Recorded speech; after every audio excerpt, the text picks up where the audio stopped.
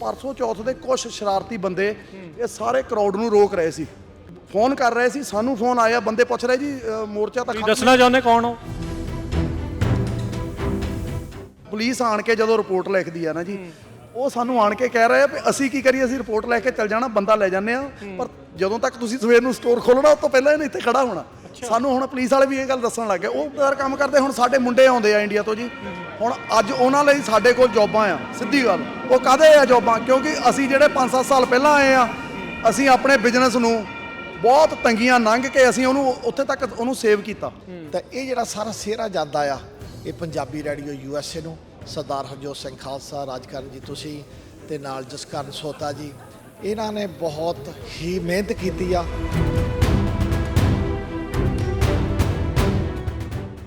ਸਤਿ ਸ਼੍ਰੀ ਅਕਾਲ। ਸੈਕਰਾਮੈਂਟੋ ਤੋਂ ਆਪਾਂ ਗੱਲਬਾਤ ਕਰ ਰਹੇ ਹਾਂ ਪੰਜਾਬੀ ਰੇਡੀਓ USA ਦੇ ਉੱਤੇ। ਅੱਜ 31 ਅਗਸਤ ਨੂੰ ਬਹੁਤ ਵੱਡਾ ਜਿਹੜਾ ਇੱਥੇ ਪ੍ਰੋਟੈਸਟ ਪਹਿਲੋਂ ਕੈਪੀਟਲ ਦੀ ਬਿਲਡਿੰਗ ਦੇ ਬਾਹਰ, ਹੋਰ ਜਿਹੜੀ ਇੱਥੇ ਓ ਸਟਰੀਟ 1021 ਓ ਸਟਰੀਟ, ਉਹਦੇ ਬਾਹਰ ਜਿੱਥੇ ਅਸੈਂਬਲੀ ਮੈਂਬਰਸ ਵੀ ਕਹਿੰਦੇ ਬਹਿੰਦੇ, ਉਹਨਾਂ ਦੇ ਆਫਿਸਿਸ ਵੀ ਜਿਹੜੇ ਹੁੰਦੇ ਆ, ਉੱਥੇ ਲੋਕ ਇਕੱਠੇ ਹੋਏ ਨੇ ਬਾਹਰ, ਤੇ ਆਪਣੇ ਕੁਝ ਨਾਲ ਬਿਜ਼ਨਸ ਓਨਰਸ ਜੁੜੇ ਆ, ਉਹ ਆਪਣੇ ਵਿਚਾਰ ਜਿਹੜੇ ਉਹ ਸ਼ੇਅਰ ਕਰਨਾ ਚਾਹੁੰਦੇ ਆ।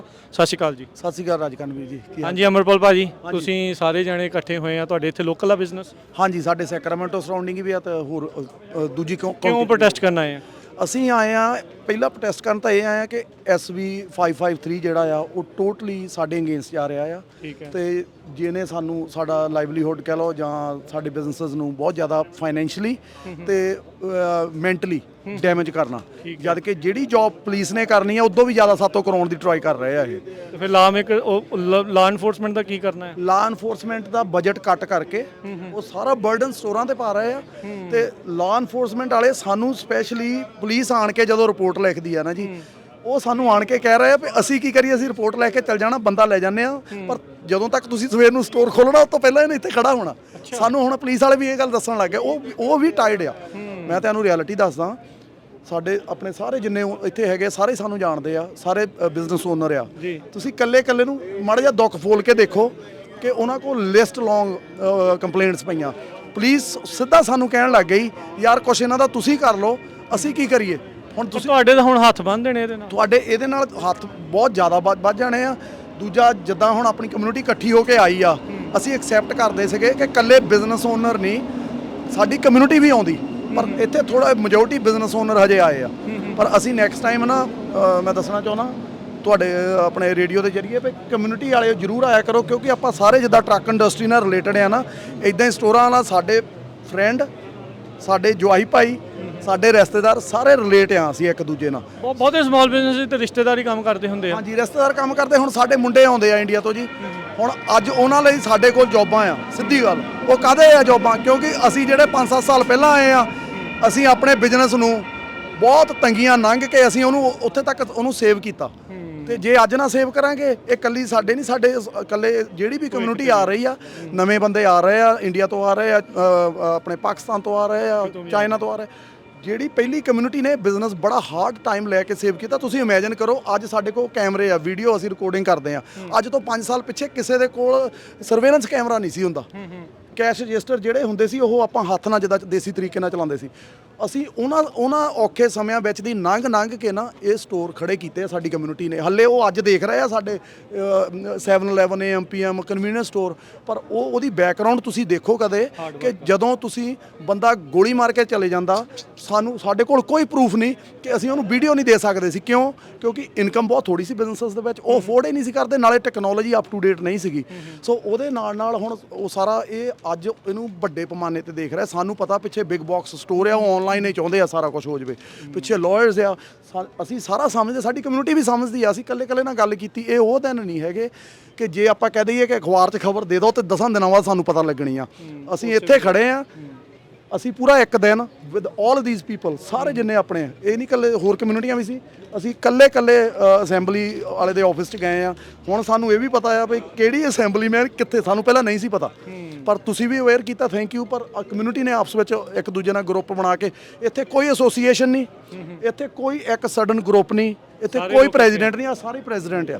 ਮੈਨੂੰ ਇਹ ਗੱਲ ਦੀ ਬਹੁਤ ਖੁਸ਼ੀ ਹੋਈ ਆ। ਆਪਾਂ ਲੇਟੈਸਟ ਐਗਜ਼ਾਮਪਲ ਆਪਣਾ ਧਰਨਾ ਲੱਗਾ ਸੀ, ਜਿੱਦਣ ਪੰਜਾਬ ਤੋਂ ਤੁਰੇ ਸੀ ਉਹਨਾਂ ਨੂੰ ਪਤਾ ਨਹੀਂ ਸੀ ਕਿ ਅਸੀਂ ਕੀ ਅਚੀਵ ਕਰਨਾ।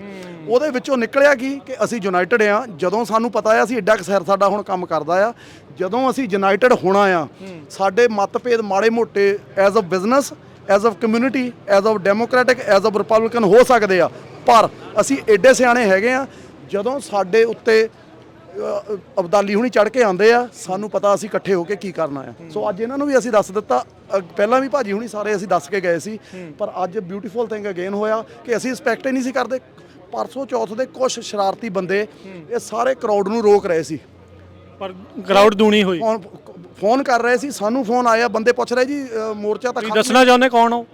ਨਹੀਂ, ਮੈਂ ਇਸ ਵੇਲੇ ਇਦਾਂ ਨਹੀਂ ਅਨਾਉਂਸ ਕਰ ਸਕਦਾ, ਕਿਉਂਕਿ ਉਹਨਾਂ ਦੇ ਵਿੱਚੋਂ ਵੀ ਬੰਦੇ ਆਏ ਆ, ਮੈਨੂੰ ਲੱਗਦਾ ਉਹ ਸਾਨੂੰ ਸਪੋਰਟ ਕਰ ਰਹੇ ਆ। ਸੋ ਸਾਨੂੰ ਨਹੀਂ ਸਪੋਰਟ ਕਰ ਰਹੇ, ਇਸ ਬਿੱਲ ਨੂੰ ਰੋਕਣ ਲਈ ਸਪੋਰਟ ਕਰ ਰਹੇ ਆ।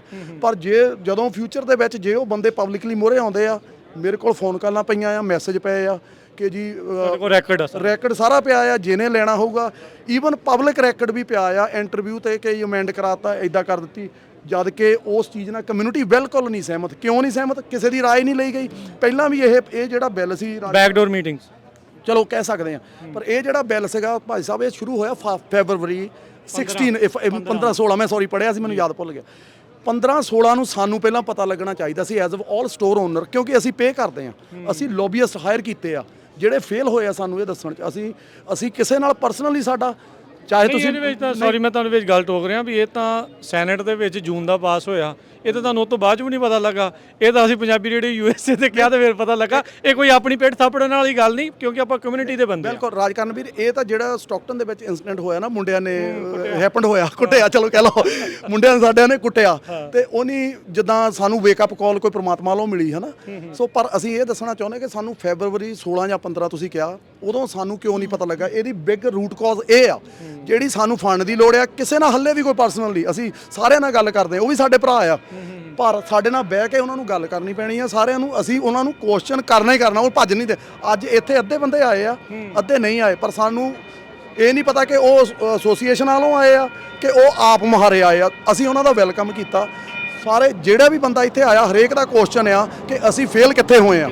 ਪਰ ਹੁਣ ਕੋਈ ਗੱਲ ਨਹੀਂ, ਅਸੀਂ ਹਾਲੇ ਵੀ ਟੁਗੈਦਰ ਆ, ਅਸੀਂ ਸਾਰਿਆਂ ਦੇ ਨਾਲ ਆ, ਇਦਾਂ ਦੀ ਗੱਲ ਨਹੀਂ। ਪਰ ਹੁਣ ਜੋ ਬੈਟਰ ਆ ਅਸੀਂ ਅੱਗੇ ਕਰਾਂਗੇ, ਤਾਂ ਤੁਸੀਂ ਇੱਦਾਂ ਹੀ ਸੇਵਾ ਕਰਦੇ ਰਹੋ। ਪਰ ਇਦਾਂ ਆ ਤੇ ਨੈਕਸਟ ਟਾਈਮ ਥੋੜਾ ਪਾਣੀ ਦਾ ਸਾਨੂੰ ਕੰਪਲੇਂਟ ਆ ਰਹੀ ਸੀ, ਤੁਸੀਂ ਇਹ ਵੀ ਮੈਸੇਜ ਦਿਓ ਵੀ ਜਦੋਂ ਇੰਨੇ ਜਾਣਿਆਂ ਨੇ ਇਕੱਠੇ ਹੋਣਾ, ਆਪਣੀ ਸਿੰਘ ਤਾਂ ਤੁਹਾਨੂੰ ਪਤਾ ਸੇਵਾ ਲਈ ਤਿਆਰ ਹੈ। ਉਹ ਚਾਹ ਤੇ ਜ਼ੋਰ ਲੱਗ ਗਿਆ ਕਿਉਂਕਿ ਸਵੇਰੇ ਸੀ ਮਿਲਦਾ ਨਾ। ਹਾਂਜੀ ਹਾਂਜੀ, ਪਾਣੀ ਆ ਗਿਆ ਸੀ ਬਾਅਦ ਚ। ਚਲੋ ਠੀਕ ਹੈ, ਮੈਨੂੰ ਮੈਸੇਜ ਬਹੁਤ ਮਿਲਿਆ। ਹਾਂਜੀ ਕੋਈ ਨਹੀਂ। ਸਤਿ ਸ਼੍ਰੀ ਅਕਾਲ ਜੀ। ਸਤਿ ਸ਼੍ਰੀ ਅਕਾਲ ਜੀ ਹਰਜੀਤ ਸਿੰਘ ਜੀ, ਕੀ ਕਹਿਣਾ ਚਾਹੁੰਦੇ ਇਸ ਪੂਰੇ ਮਾਮਲੇ 'ਚ? ਮੈਂ ਤੇ ਇਹ ਗੱਲ ਕਰ ਰਿਹਾ ਵੀ ਜਿੱਦਾਂ ਸਿੰਘ ਪਹਿਲਾਂ ਇਕੱਠੇ ਹੋਏ ਸੀਗੇ ਪਿਛਲੀ ਵਾਰੀ, ਉਦੋਂ ਇਕੱਠੇ ਹੋ ਕੇ ਉਹਨਾਂ ਨੇ ਦੱਸ ਦਿੱਤਾ ਵੀ ਅਸੀਂ ਕੀ ਕਰ ਸਕਦੇ ਹਾਂ। ਉਸ ਯੂਨਿਟੀ ਨੇ ਇੰਨਾ ਕੁਝ ਦਿਖਾਇਆ ਵੀ ਉਹ ਅਮੈਂਡਮੈਂਟ ਤੇ ਉਤਰਿਆ ਹੈ, ਅਮੈਂਡਮੈਂਟ ਕਰਨ ਨੂੰ ਤਿਆਰ ਹੋ ਗਿਆ।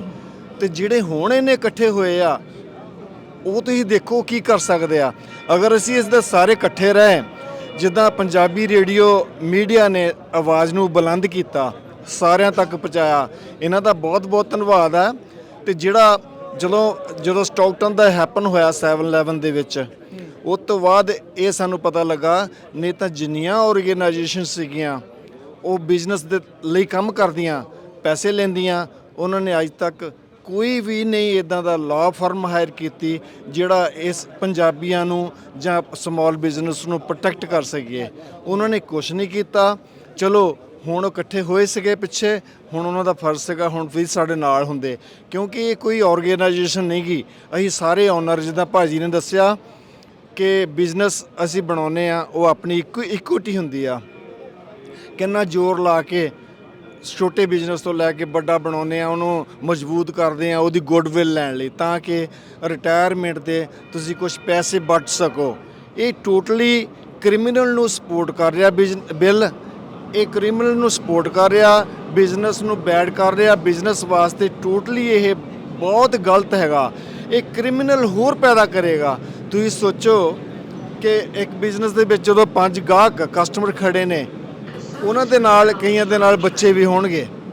ਅਗਰ ਤੁਸੀਂ ਕਿਸੇ ਨੂੰ ਰੋਕਦੇ ਆ, ਉਹ ਬੱਚਿਆਂ 'ਤੇ ਪ੍ਰਭਾਵ ਪਏਗਾ ਤੇ ਬੱਚੇ ਪੁੱਛਣਗੇ ਮਾਮ ਡੈਡ ਕੀ ਹੋਇਆ, ਉਹ ਕਹਿਣਗੇ ਵੀ ਇਹ ਲਾਅ ਬਣ ਗਿਆ ਵੀ ਇਦਾਂ ਲਿਜਾ ਸਕਦੇ ਆ, ਉਹ ਬੱਚੇ ਵੀ ਇਨਕਰਜ ਹੋਣਗੇ। ਅੱਛਾ ਇਹ ਤਾਂ ਕੰਮ ਹੀ ਸੌਖਾ, ਫਿਰ ਤਾਂ ਸਾਨੂੰ ਕੰਮ ਕਰਨ ਦੀ ਲੋੜ ਹੀ ਨਹੀਂ। ਫਿਰ ਤਾਂ ਜੋ ਸਾਨੂੰ ਚੀਜ਼ ਚਾਹੀਦੀ ਆ ਉਹ ਚੱਕੋ ਤੇ ਚਲ ਜਾਓ। ਉਹ ਜਿਹੜੇ 5 ਬੰਦੇ ਖੜੇ ਹੋਣਗੇ ਲਾਈਨ 'ਚ, ਉਹਨਾਂ 'ਚ 2 ਤਿਆਰ ਹੋ ਜਾਣਗੇ ਇਸ ਕੰਮ ਨੂੰ, ਜਿਹੜਾ ਤੁਸੀਂ ਇਹਨੂੰ ਉਤਸ਼ਾਹਿਤ ਕਰ ਰਹੇ ਹੋ। ਬੇਸਿਕਲੀ ਚੋਰ ਬਣਾ ਦੇਣਗੇ। ਚੋਰ ਬਣਾ ਰਹੇ ਆ ਇਹ ਆਪਣੇ ਨੂੰ। ਅਸੀਂ ਇਕੱਠੇ ਹੋਏ ਆ, ਇਹ ਯੂਨਾਈਟਿਡ ਤੁਸੀਂ ਹੋਵੋ ਸਾਰੇ, ਤੇ ਅਸੀਂ ਕੋਈ ਵੀ ਇਦਾਂ ਦਾ ਮਾੜਾ ਬਿੱਲ ਆ ਜਿਹੜਾ ਉਹਨੂੰ ਅਸੀਂ ਰੋਕ ਸਕਦੇ ਆ ਅਗਰ ਇਕੱਠੇ ਹੋਏ। ਤੇ ਬਾਕੀ ਸਾਰਿਆਂ ਨੂੰ ਬਹੁਤ ਬਹੁਤ ਵਧਾਈਆਂ। ਅੱਜ ਦਾ ਇਹ ਪ੍ਰੋਟੈਸਟ ਜਿਹੜਾ ਸੀਗਾ ਇਹ ਕਾਮਯਾਬ ਰਿਹਾ, ਤੇ ਬਿਲਕੁਲ ਇਹ ਬਿੱਲ ਨੂੰ ਸਟਾਪ ਕਰੇਗਾ, ਅਵਸ਼ ਕਰੇਗਾ। ਤੇ ਪੰਜਾਬੀ ਰੇਡੀਓ ਦਾ ਬਹੁਤ ਧੰਨਵਾਦ ਜੀ, ਥੈਂਕ ਯੂ। ਪਰਮਜੀਤ ਸਿੰਘ ਜੀ ਸਤਿ ਸ਼੍ਰੀ ਅਕਾਲ ਜੀ ਰਾਜਕਰਨ ਜੀ ਮੇਰੇ ਵੱਲੋਂ ਜਿੰਨੇ ਵੀ ਪੰਜਾਬੀ ਰੇਡੀਓ USA ਦੇ ਸਰੋਤੇ ਸੁਣ ਰਹੇ ਨੇ ਸਾਰਿਆਂ ਨੂੰ ਬਹੁਤ ਹੀ ਪਿਆਰ ਤੇ ਸਤਿਕਾਰ ਭਰੀ ਸਤਿ ਸ਼੍ਰੀ ਅਕਾਲ ਜੀ। ਰਾਜਕਰਨ ਜੀ ਅੱਜ ਸਵੇਰੇ ਜਿਹੜਾ ਆਪਣਾ ਪ੍ਰੈਸ ਕਾਨਫਰੰਸ ਹੋਈ ਆ ਇੱਥੇ ਕੈਪੀਟਲ ਤੇ ਅੱਜ ਦੀ ਸੈਕਰਾਮੈਂਟੋ 'ਚ, ਬਹੁਤ ਹੀ ਵਧੀਆ ਆਰਗੇਨਾਈਜ਼ ਸੀ। ਇਹੋ ਜੀ ਜਿਹੜੀ ਇਹ ਪ੍ਰੈਸ ਕਾਨਫਰੰਸ ਹੋਈ ਆ, ਇਹਦੇ ਨਾਲ ਜਿਹੜਾ ਕੈਲੀਫੋਰਨੀਆ 'ਚ ਬਹੁਤ ਵੱਡਾ ਹੰਗਾਮਾ ਹੋਊਗਾ। ਠੀਕ ਹੈ, ਬਹੁਤ ਵੱਡੀ ਤਰ੍ਹਾਂ ਇਹਦੇ ਵਿੱਚ ਜਿਹੜੀ ਆ ਹਿਲਜੁਲ ਹੋਊਗੀ। ਤਾਂ ਇਹ ਜਿਹੜਾ ਸਾਰਾ ਸਿਹਰਾ ਜਾਂਦਾ ਆ ਇਹ ਪੰਜਾਬੀ ਰੇਡੀਓ USA ਨੂੰ, ਸਰਦਾਰ ਹਰਜੋਤ ਸਿੰਘ ਖਾਲਸਾ, ਰਾਜਕਰਨ ਜੀ ਤੁਸੀਂ ਤੇ ਨਾਲ ਜਸਕਰਨ ਸੋਤਾ ਜੀ, ਇਹਨਾਂ ਨੇ ਬਹੁਤ ਹੀ ਮਿਹਨਤ ਕੀਤੀ ਆ। ਇਹ ਮਿਹਨਤ ਦਾ ਨਤੀਜਾ ਅੱਜ ਆਪਾਂ ਦੇਖ ਸਕਦੇ ਸੀ ਕਿ ਕਿੰਨੀ ਵੱਡੀ ਗਿਣਤੀ 'ਚ ਇੱਥੇ ਜਿਹੜੇ ਰੀਟੇਲਰ ਉਹ ਪਹੁੰਚੇ ਸੀ ਆਪਣੇ ਪਰਿਵਾਰਾਂ ਸਮੇਤ, ਆਪਣੇ ਬੱਚਿਆਂ ਸਮੇਤ। ਅਸੀਂ ਆਪਣੇ ਵੱਲੋਂ ਉਹਨਾਂ ਸਾਰਿਆਂ ਨੂੰ ਜੀ ਆਇਆਂ ਕਹਿੰਦੇ ਹਾਂ, ਧੰਨਵਾਦ ਕਰਦੇ ਉਹਨਾਂ ਸਾਰਿਆਂ ਦਾ।